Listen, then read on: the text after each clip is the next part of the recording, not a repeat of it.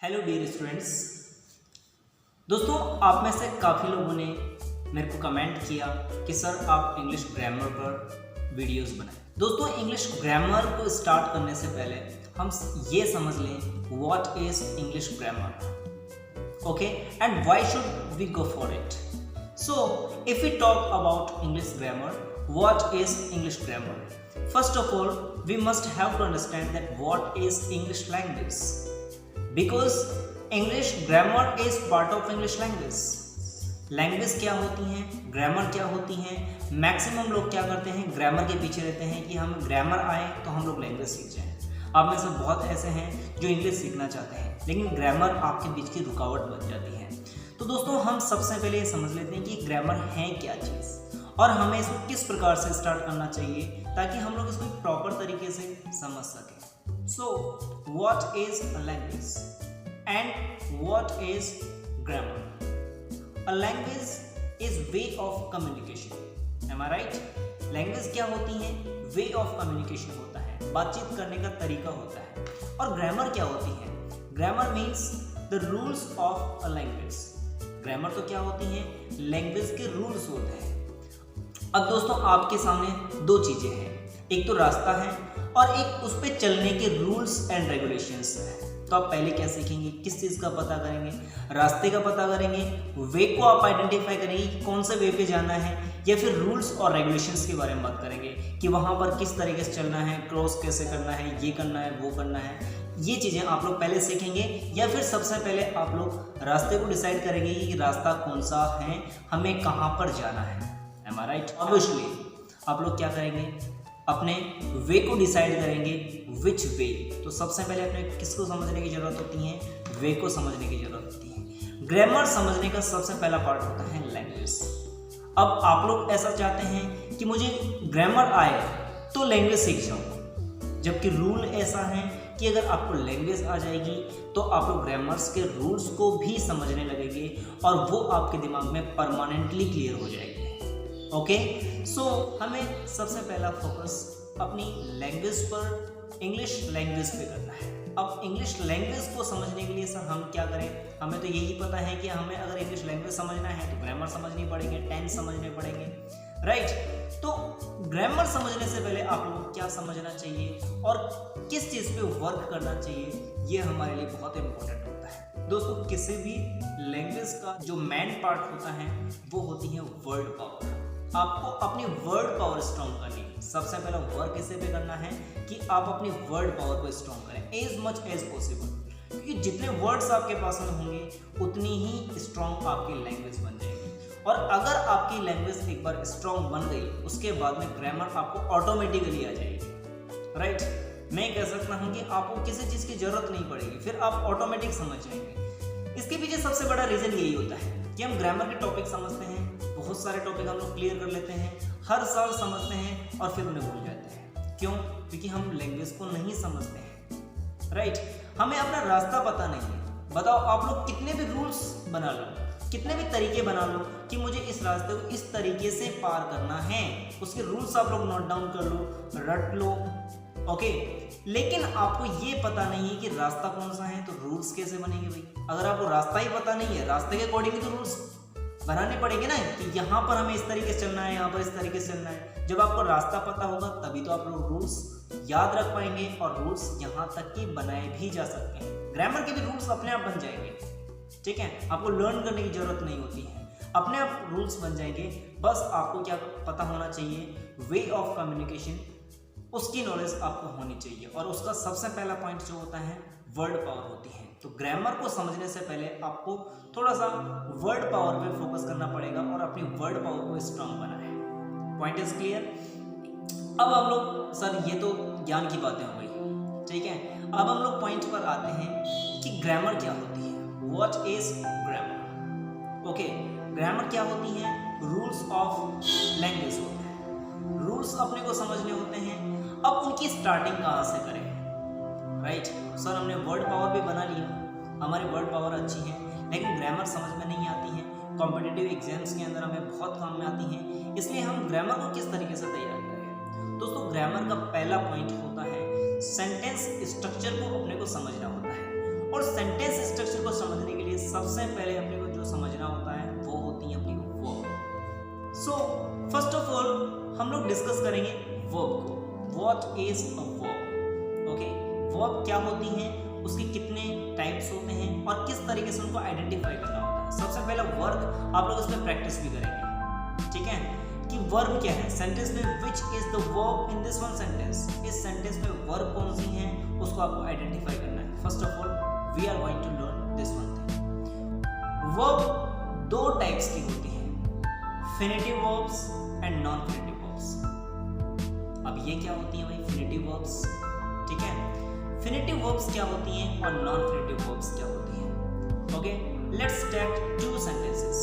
दो सेंटेंस हम लोग लेते हैं। Okay, first sentence is I went to Jaipur to study. Okay, और दूसरा सेंटेंस हम लोग इस तरीके से लेते हैं I will go to Jaipur to study. दोस्तों यहाँ पर आपके पास में दो वर्ब्स आपको दिख रहे होंगे, एक तो गो और एक है स्टडी। राइट और नॉट, ये दो ही तो वर्ब्स है, दो ही अपने पास में क्या है एक्शन है। अब इनको समझना है कि इनमें वर्ब कौन से टाइप की है, फिनिटिव क्या है और नॉन फिनिटिव क्या है। पहले सेंटेंस में हमारे पास तो वर्ब है वेट, जो कि सेकंड सेंटेंस में क्या है go, will go. Am I right? लेकिन यहाँ पर अपने पास में पहले सेंटेंस में भी क्या है स्टडी वर्ब है और सेकंड में भी क्या है स्टडी है, टू इन्फिनिटिव के साथ में। अब दोस्तों यहीं पर हमें समझने वाली बात ये होती है कि फर्स्ट सेंटेंस और सेकंड सेंटेंस में एक वर्ब ऐसी है जो टाइम और टेंस के अकॉर्डिंग चेंज हो चुकी है। एम आई राइट और नॉट? ओके, एक वर्ब तो ऐसी है जो टाइम और टेंस के अकॉर्डिंग चेंज हो चुकी है, बट अनदर वर्ब, ओके, जो दूसरी वर्ब है वो चेंज नहीं हुई है, वो सेम वर्ब है। यही डिफरेंस होता है फिनिटिव एंड नॉन फिनिटिव वर्ब्स के अंदर। फिनिटिव वो वर्ब्स होती हैं जिन पे टाइम और टेंस का इफेक्ट होता है, जो टेंस के अकॉर्डिंग चेंज हो जाती है। अब आप लोग जब भी पढ़ेंगे सेंटेंस के अंदर कि ये फर्स्ट फॉर्म है, सेकंड फॉर्म है, ये चेंज होने वाली है, इट इज चेंजेबल, तो वो कौन सी वर्ब रहेगी, फिनिटिव वर्ब रहेगी। और जो चेंज नहीं होती हैं उसे हम लोग क्या कहेंगे, नॉन फिनिटिव वर्ब्स कहते हैं। अब यहाँ पर हम ये भी समझ लेते हैं कि नॉन फिनिटिव वर्ब्स कौन कौन सी होती हैं और उनके वर्ग क्या होते हैं, उन्हें क्यों यूज करते हैं और किस तरीके से यूज करते हैं और उनका मीनिंग क्या निकलता है। Am I right? There are three things in non finitive verbs. Number one participle, number two gerund and number three infinitives. Participle एक एडजेक्टिव की तरह यूज होते हैं, वो किसी नाउन की एडजेक्टिव बनते हैं, उसको क्वालिफाई करते हैं। Am I right? जैसे मैंने कहा there are some flying birds, there are some flying birds. अब यहाँ पर फ्लाइंग बर्ड क्या कर रहे हैं, उसको बर्ड्स को क्वालिफाई कर रहे हैं कि वो बर्ड्स क्या कर रहे हैं, फ्लाई कर रहे हैं, उड़ रहे हैं, उड़ते हुए, वहाँ पर उड़ते हुए पक्षी हैं। तो यहाँ पर जो वर्ड है फ्लाइंग वो क्या कर रहा है, बर्ड्स को क्वालिफाई कर रहा है, एडजेक्टिव की तरफ वर्क कर रहा है। तो अब ये वर्ब कहाँ रही मुझे बताओ, ये तो क्या बन चुका है, एक एडजेक्टिव बन चुका है। नॉन फिनिटिव वर्ब क्या नहीं होती, एक्शन की तरफ वर्क नहीं करती हैं, या तो एडजेक्टिव की तरफ वर्क करेगी या फिर जो हमारे पास में इन्फिनिटिव्स होते हैं, टू इन्फिनिटिव हो गया, जैसे हमने सेंटेंस में लिया था टू स्टडी, ये क्या कर रहा है, पर्पस बता रहा है, that why did I go to Jaipur. Okay, मैं जयपुर क्यों गया था उसके लिए बता रहा है, कि स्टडी करने के लिए रीजन बता रहा है। और जो रीजन बताता है वो क्या होती है, अपनी एडवर्ब होती है। ओके, एडवर्ब ऑफ रीजन भी हम लोग कह सकते हैं। तो this one non finitive verb working as reason और एडवर्ब। ओके, ये किसकी तरह वर्क कर रहा है, एडवर्ब की तरह वर्क कर रहा है, ये मैन वर्ब की तरह वर्क नहीं कर सकती है। Point is clear? And the third gerund.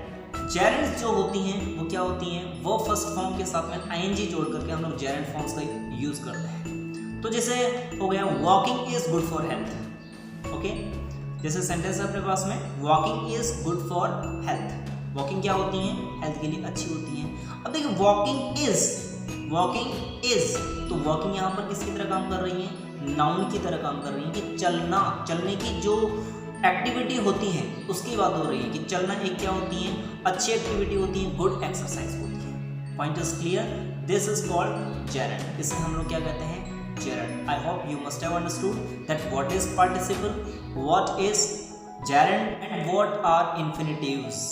Point is clear? ये तीनों चीजें आपको समझ में आएगी, जेरेंड, पार्टिसिपल एंड इन्फिनिटिव्स। ये तीनों किस में आ रही है हमारे यहाँ पर?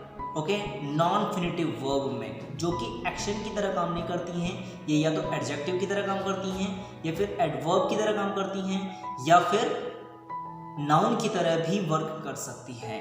ओके एवरीबॉडी, चलिए आगे बढ़ते हैं वर्ब्स की तरफ। ओके, अपनी मैन वर्ब्स की तरफ। अब मैन वर्ब को भी समझना है अपने को सेंटेंस में।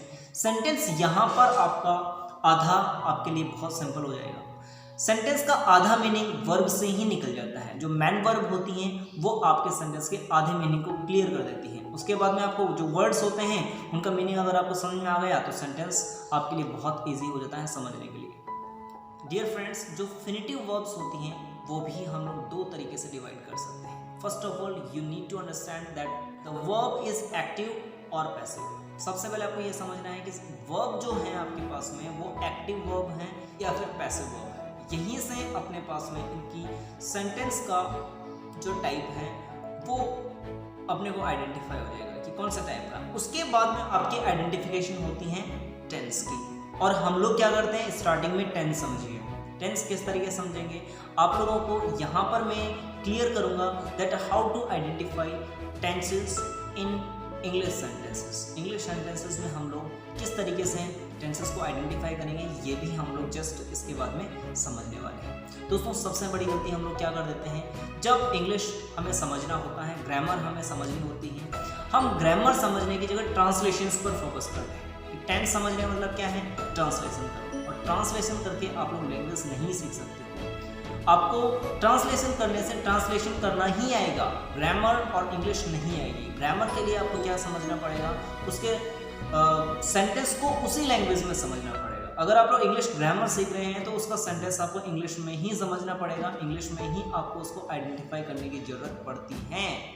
ओके एवरीबॉडी, सो वर्ब्स की अगर हम लोग बात करें तो वर्ब भी there are two type of verbs, active verb and passive verb. अब ये एक्टिव वर्ब और पैसिव वर्ब क्या होती हैं इसे हम लोग डिटेल से लेंगे, फिर उसके बाद में हम लोग आइडेंटिफिकेशन करेंगे टेंसेस की।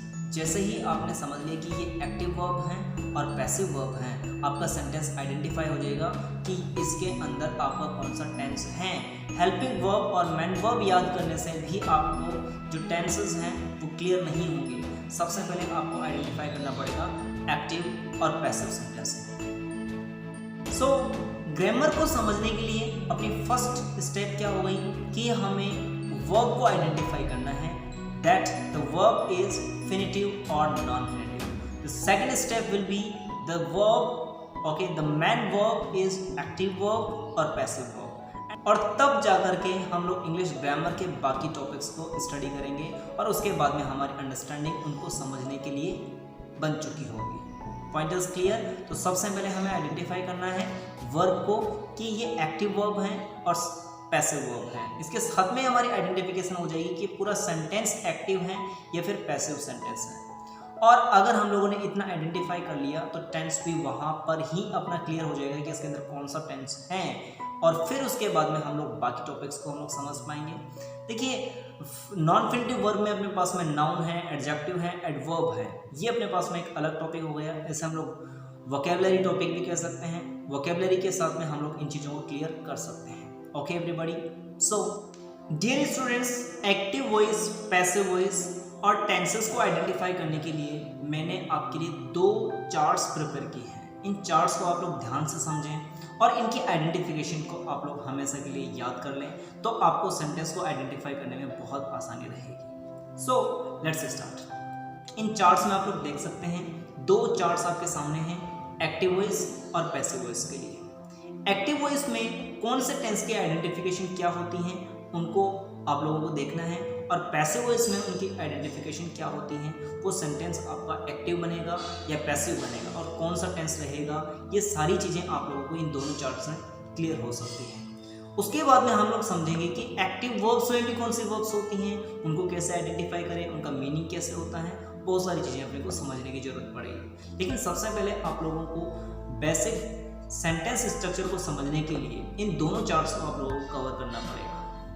दोस्तों फर्स्ट कॉलम में है आपके पास में वर्ब फर्स्ट फॉर्म और S and do does plus verb first form. अगर ये कहीं आपको दिखती हैं किसी भी सेंटेंस में, अगर आप लोगों को ये वर्ब्स और हेल्पिंग वर्ब्स दिखती हैं, आपको आइडेंटिफाई कर लेना है कि ये कौन से टाइप का सेंटेंस है, एक्टिव वॉइस है और प्रेजेंट सिंपल टेंस है। Active voice, present simple tense, दोनों चीज़ की आइडेंटिफिकेशन हो चुकी हैं कि इसका वॉइस कौन सा है और इसका टेंस कौन सा है। वहीं अगर आप लोग किसी सेंटेंस में इज, एम और आर प्लस थर्ड फॉर्म देखने को मिले, इससे आपको ये क्लियर कर लेना है कि ये पैसिव वॉइस का सेंटेंस है और प्रेजेंट सिंपल टेंस है।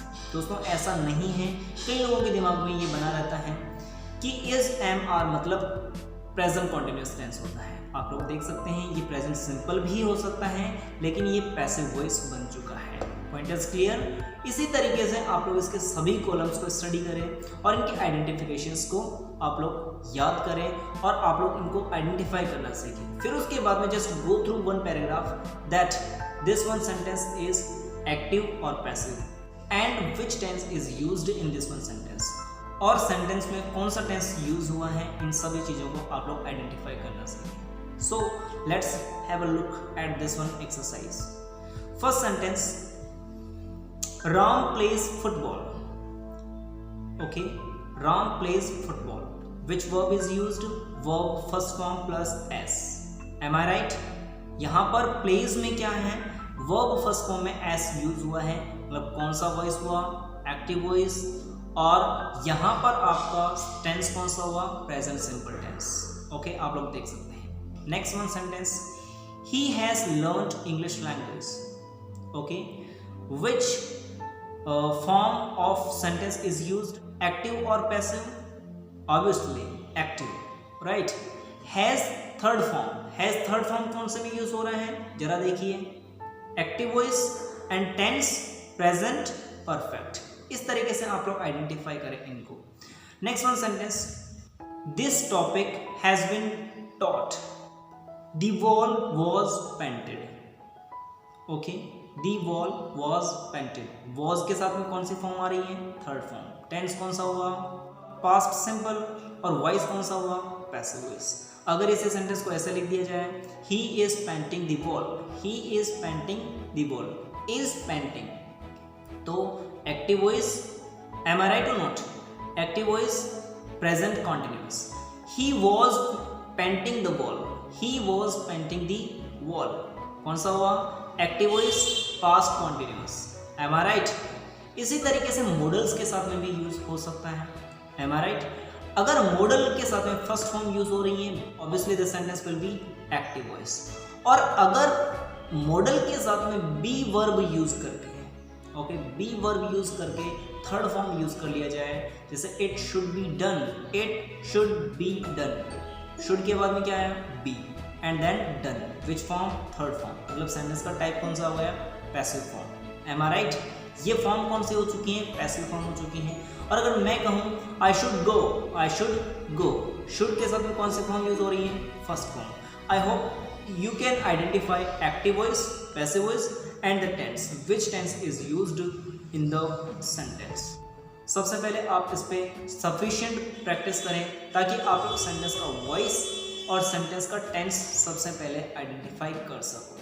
उसके बाद में आप लोगों को टेंस का टॉपिक पढ़ना है। यहाँ पर मैंने आपको कोई टेंस नहीं पढ़ा है, एक्टिव वॉइस, पैसिव वॉइस नहीं पढ़ा है, मैंने लैंग्वेज का एक पार्ट दिया है कि आप लोग लैंग्वेज को किस तरीके से पढ़ना स्टार्ट कर सकते हो ताकि आपको ग्रामर तैयार करने के लिए, ग्रामर को स्टडी करने के लिए आपका बेसिक तैयार हो जाए। Point is clear? I hope you must understood. अब आप लोग इस पर प्रैक्टिस करेंगे और जब आपकी प्रैक्टिस कंप्लीट हो जाए कि सर हम लोग एक्टिव वॉइस, पैसिव वॉइस को आइडेंटिफाई कर सकते हैं और इस सेंटेंस में कौन सा टेंस यूज हुआ है उसे हम आइडेंटिफाई कर सकते हैं, उसके बाद में मैं आपके लिए ग्रामर टॉपिक्स को प्रिपेयर करना स्टार्ट कर दूंगा। फिर ग्रामर के टॉपिक्स को स्टार्ट होने के बाद में आपको रेगुलरली उनको देखना पड़ेगा और उनके साथ में आपको प्रैक्टिस भी करनी पड़ेगी। लेकिन उससे पहले हम लोग एक्टिव पैसिव वॉइस को आइडेंटिफाई करके टेंस को आइडेंटिफाई करके लैंग्वेज का थोड़ा बेसिक बना लेंगे। अगर लैंग्वेज का बेसिक बन गया उसके बाद में हम लोग ग्रामर को समझने के लिए एलिजिबल हो जाते हैं। अदरवाइज आपके लिए ग्रामर हो सकता है आप लोग समझ जाओ, लेकिन जैसे ही आप लोगों को कोई टॉपिक समझ में आएगा कुछ दिनों बाद में आप लोग उसको फिर से भूल जाओगे और बार बार में ऐसा ही चलता रहेगा। क्यों?